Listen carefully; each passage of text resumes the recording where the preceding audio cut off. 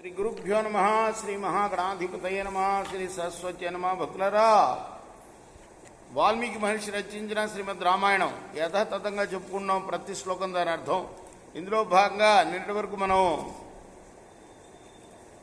బాల, అయోధ్య, అరణ్య, కిష్కింద, సుందరకాండలు పూర్తి చేసాం. యుద్ధకాండలోని 58 సర్గలు పూర్తి చేసి 59వ సర్గలోని 26వ శ్లోకం వరకు చెప్పుకున్నాం. ఈ రోజున 27 నుండి కొనసాగిద్దాం. కొనసాగించే ముందు వాల్మీకి మహర్షిని ప్రార్థన చేసుకుందాం. పూజంతన్ రామ రామేతి మధురం మధురాక్షరం ఆరుహ్య కవితా శాఖాం వందే వాల్మీకి కోకిలం.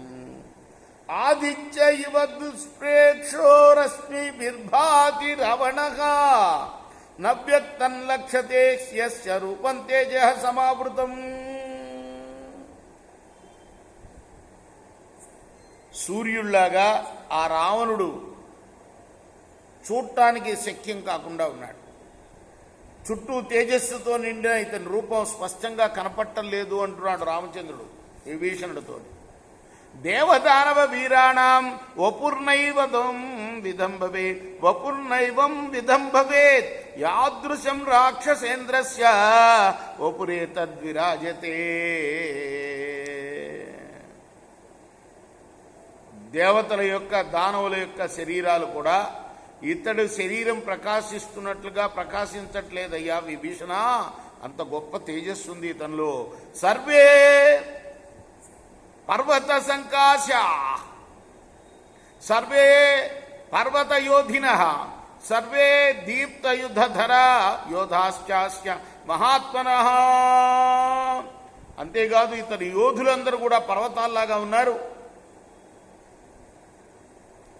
మంచి ప్రకాశిస్తున్న ఆయుధాలు ధరించి ఉన్నారు వీళ్ళు. విభూతి రక్షో రాజౌసౌ ప్రదీప్తై భీమదర్శనై భూతై పరివృతై తీక్ష్ణై దేహవద్భిరివాంతక. చూడటానికి భయం కల్పిస్తున్నారు వీళ్ళు. ఈ క్రూరులు పెద్ద పెద్ద దేహాలతో ఉన్నారు.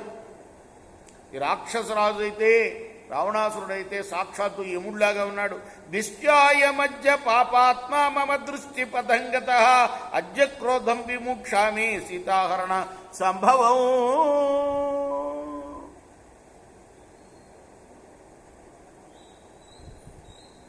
దైవ కృప వల్ల, అంటే రాముడు దైవంలాగా ప్రవర్తించలా, మనిషిలాగానే. కృష్ణావతారం వేరు, కృష్ణుడు దేవుళ్లాగానే ప్రవర్తించాడు. కాబట్టి రాముడు మాత్రం నరుడులాగానే, నరుడు ఎలా ఉంటాడో అలానే. అంటే అంటున్నాడు, దేవుడు దయ వల్ల ఇప్పుడు వీడు నా కంటపడ్డాడు. సీతను హరించడం వల్ల నాకు కలిగిన కోపాన్ని వీడి మీద విడుస్తా ఇప్పుడు. ఏవముక్తో తతో రామో ధనురాదాయ వీర్యవాన్ లక్ష్మణామచరస్తస్థో సముద్రత్య శరోత్తమం. రాముడు అలా పలికి వెంటనే ధనస్సును తీసుకున్నాడు. ఉత్తమమైన బాణాన్ని ఎక్కుపెట్టి నిలబడ్డాడు. లక్ష్మణుడు అతని వెనకే ఉన్నాడు. తతః సరక్షోధిపతిర్మహాత్మ రక్షాంసి తాన్యాహ మహాబలాని ద్వారేషు చర్యాగ్రహ గోపురేషు మునిర్వృత్తా తిష్టత నిర్విశంఖ. తర్వాత ఆ రాక్షస రాజు తన రాక్షసులతో అన్నాడు, మీరందరూ కూడా ద్వారాల వద్ద మహామార్గాల్లో ఉన్న గృహాల్ని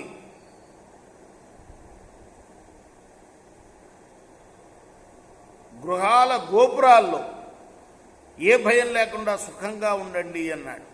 రేపు మనం 34వ శ్లోకం నుండి కొనసాగిద్దాం. కృష్ణార్పణమస్తు. సాయి కృష్ణార్పణమస్తు.